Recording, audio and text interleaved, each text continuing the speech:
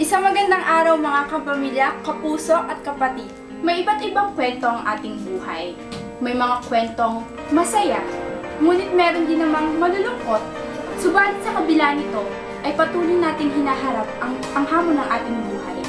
Kapag tayo ay nadarapa, pilit tayong bumabangon. Kapag tayo ay nahihirapan, pilit nating maging matatag para sa mas magandang kinabukasan.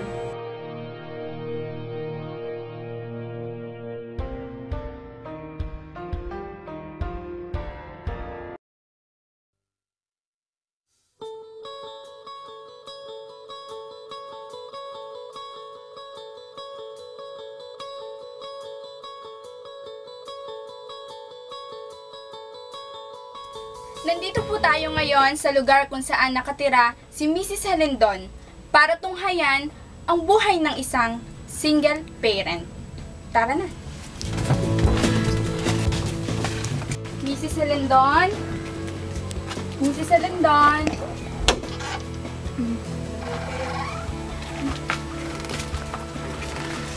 Pasok.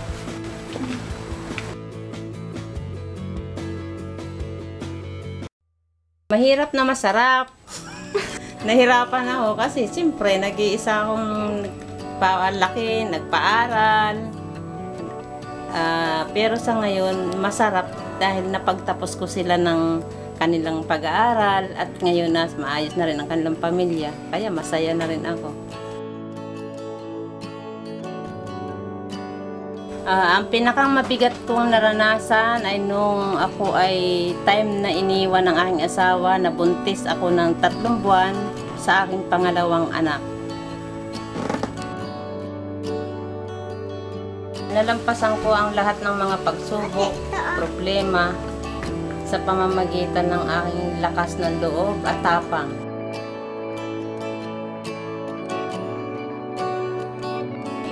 Siyempre, ang aking 2 anak.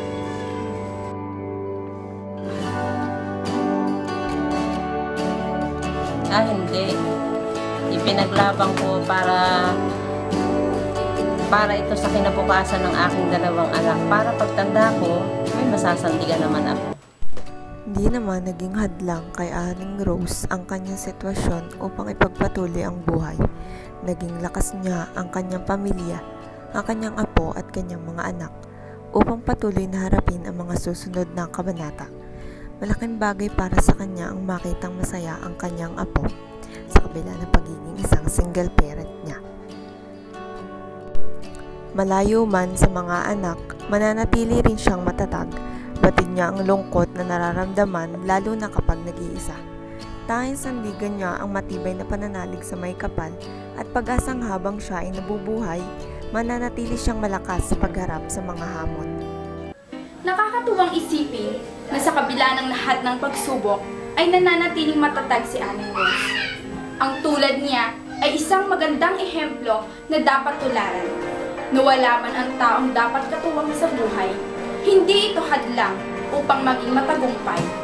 Palaging nandyan ang magkakapatid upang siya ay maging gabay.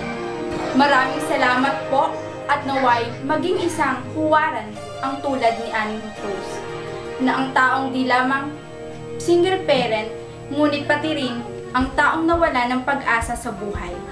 Maniwala po tayong may pag-asa habang buhay.